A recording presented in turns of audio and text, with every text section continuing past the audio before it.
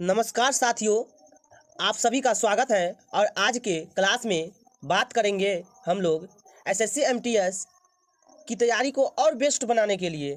अभी जो latest paper जुलाई 2022 में हुआ था, तो आज हम लोग 6 जुलाई 2022 के जीएस पेपर की शिफ्ट 1 का पेपर लेके आया हूँ। और बिना देर किए हुए क्लास को स्टार्ट करते हैं। चलिए, पहला क्वेश्चन है, जनसंख्या में प्रति 1000 पुरुषों पर महिलाएं की संख्या को क्या कहा जाता है? जनसंख्या में प्रति 1000 पुरुषों पर महिलाओं की संख्या को क्या कहा जाता है? तो आंसर हो जाएगा लिंग अनुपात कहा जाता है। क्या कहा जाता है? लिंग अनुपात कहा जाता है। क्वेश्चन नंबर 2 है, फीफा विश्व कप 2022 की मेजबानी कौन सा देश करेगा? फीफा विश्व कप 2022 की मेजबानी कौन सा देश करेगा? आंसर हो जाएगा कतर। क्या आंसर हो जाएगा? कतर। क्वेश्चन नंबर 3 है, भारत के किस राज्य में नतंजलि उत्सव मनाया जाता है? कौन सा उत्सव? नतंजलि उत्सव। भारत के किस राज्य में नतंजलि उत्सव मनाया जाता है? तो आंसर हो जाएगा तमिलनाडु। क्या आंसर हो जाएगा? तमिलनाडु। क्वेश्चन नंबर 4 है, छोटे राज्यों के कुछ अपवादों के अतिरिक्त राज्य विधानसभा में सदस्यों की संख्या कितनी होती है? मतलब आपको छोटे राज्य को छोड़ के, जो अपवाद में है उसको छोड़कर आपको बताना है कि राज्य विधानसभा में सदस्यों की संख्या कितनी से कितनी तक हो सकती है। तो 60 से लेकर 500 तक हो सकती है। कहाँ से कहाँ तक हो सकती है मेरे दोस्तों? 60 से लेकर 500 तक हो सकती है। क्वेश्चन नंबर 6 है, क्वेश्चन नंबर 5 है, अप्रैल 2022 तक उपलब्ध जानकारी के अनुसार भारत के पड़ोसी देश भूटान की राजधानी पूछा है। तो कौन सा शहर है? थिम्पू शहर है। भूटान की राजधानी कौन सा शहर है? थिम्पू शहर है। क्वेश्चन नंबर 6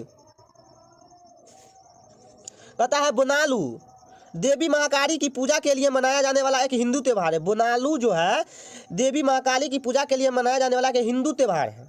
यह निम्नलिखित में से किस राज्य में मनाया जाता है? यानी बोनालू उत्सव जो है किस राज्य में मनाया जाता है? तो आंसर हो जाएगा तेलंगाना राज्य में मनाया जाता है। बोनालू उत्सव तेलंगाना राज्य में मनाया जाता है। क्वेश्चन नंबर 7 है, किस प्रकार की महापाषाण संरचना में कब्र के चारों ओर पत्थर के टुकड़ों को गोलाकार आकृति में स्थापित किया गया था?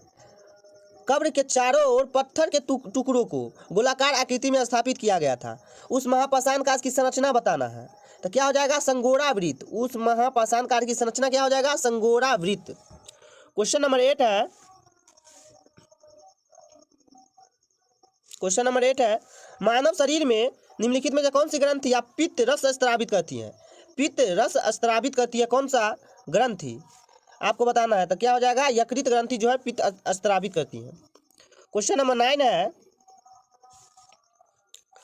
भारत में इनमें से किस संस्था द्वारा 1 रुपये के करेंसी नोट और सिक्के निर्गत किए जाते हैं?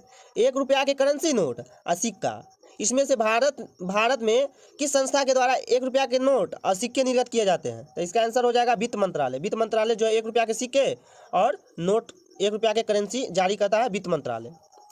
क्वेश्चन नंबर 10 है, भारतीय संविधान में मौलिक अधिकार किसके संविधान से लिया गया है? मौलिक अधिकार जो है किसके संविधान से लिया गया है? तो हो जाएगा आंसर संयुक्त राज्य अमेरिका। संयुक्त राज्य अमेरिका से लिया गया है मौलिक अधिकार।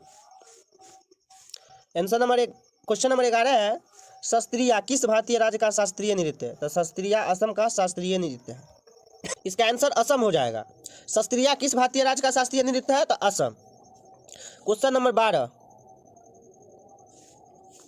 भारत की निम्नलिखित में से कौन सी नदी बंगाल की खाड़ी में गिरती है? कहाँ मेरा दोस्त? बंगाल की खाड़ी में। तो क्या हो जाएगा आंसर? गोदावरी। क्या आंसर हो जाएगा? गोदावरी। बंगाल की खाड़ी में कौन सा नदी गिरती है? इनमें से 4 ऑप्शन है, उनमें से गोदावरी जो है बंगाल की खाड़ी में गिरती है। क्वेश्चन नंबर 13 है,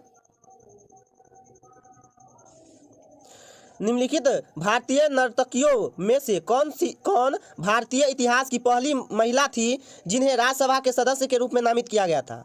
निम्नलिखित भारतीय नर्तकियों में से कौन सी ऐसी भारतीय इतिहास की पहली महिला थी जिन्हें राज्यसभा के सदस्य के रूप में नामित किया गया था? तो इसका आंसर है रुक्मणी देवी अरुंडले। रुक्मणी देवी अरुंडले एक ऐसी भारतीय इतिहास की पहली महिला थी जिन्हें राज्यसभा के सदस्य के रूप में नामित किया गया था।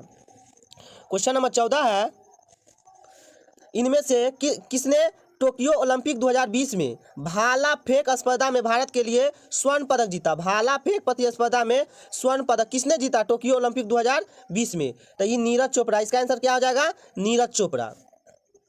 क्वेश्चन नंबर 15 है। क्वेश्चन नंबर 15, किसमें सभी निर्जीव घटक शामिल होते हैं? जैसे हवा, बादल, धूल, भूमि, पहाड़, नदियाँ, तापमान, आर्द्रता, जल, जलवाष्प, रेत। ये सब जो अति है, ये सब किसमें शामिल किया जाता है? जैसे हो गया बादल, हो गया धूल, हो गया भूमि, पहाड़, नदियाँ, तापमान, आर्द्रता, जल, जलवाष्प। ये वस्तुएं सब किसमें शामिल किया जाता है? तो अजैविक वातावरण में। कौन सा वातावरण में इन सभी चीज़ों को शामिल किया जाता है? अजैविक वातावरण में इन सभी चीज़ों को शामिल किया जाता है। क्वेश्चन नंबर 16 है, निम्नलिखित में से किस तत्व की परमाणु त्रिज्या सबसे अधिक है? 4 ऑप्शन है, इसमें से आपको बताना है किस तत्व की जो है परमाणु त्रिज्या सबसे अधिक है। तो इसका आंसर हो जाएगा लिथियम। लिथियम की जो है परमाणु त्रिज्या सबसे अधिक है चारों ऑप्शन में से। चलिए क्वेश्चन नंबर 17 है, 2021 में आईसीसी पुरुष T20 विश्व कप में खेले गए मैचों की मेजबानी इनमें से किन देशों ने की थी? 2021 में आईसीसी पुरुष T20 विश्व कप में खेले गए मैचों की मेजबानी किन देशों ने किया था? तो इसका आंसर हो जाएगा संयुक्त अरब अमीरात और ओमान। संयुक्त अरब अमीरात और ओमान ने मिलकर 2021 में आईसीसी T20 पुरुष विश्व कप में खेल की मेजबानी किया था। क्वेश्चन नंबर 18 है, क्वेश्चन नंबर 18 है, समुद्र जल के ऊपर लगभग ऊर्ध्वाधर उठे हुए ऊंचे शैलीय तटों को क्या कहते हैं? समुद्र जल के ऊपर लगभग ऊर्ध्वाधर उठे हुए ऊंचे शैलीय तटों को क्या कहते हैं? तो इसका आंसर हो गया समुद्र भृगु। क्या कहते हैं? समुद्र भृगु कहते हैं, समुद्र भृगु। क्वेश्चन नंबर 19 है, पंडित रविशंकर को 1967 में इनमें से किस एल्बम के लिए ग्रैमी पुरस्कार प्राप्त हुआ था? पंडित रविशंकर को जो है 1967 में किस एल्बम के लिए ग्रैमी पुरस्कार प्राप्त हुआ था? West meets east, west meets east, west meets east के लिए 1967 में पंडित रविशंकर को ग्रैमी पुरस्कार मिला था। क्वेश्चन नंबर 20 है, अकबर का राजस्व मंत्री कौन था? अकबर का राजस्व मंत्री कौन था? तो इसका आंसर हो जाएगा टोडरमल। अकबर का राजस्व मंत्री टोडरमल था। क्वेश्चन नंबर 21 है, क्वेश्चन नंबर 21 है, भारत के निम्नलिखित स्वतंत्रता सेनानियों में से किसने 1943 में भारतीय राष्ट्रीय सेना आज़ाद हिंद फौज, जिसे 1942 में रास बिहारी बोस और कैप्टन जनरल मोहन सिंह ने बनाया था, को पुनर्जीवित किया?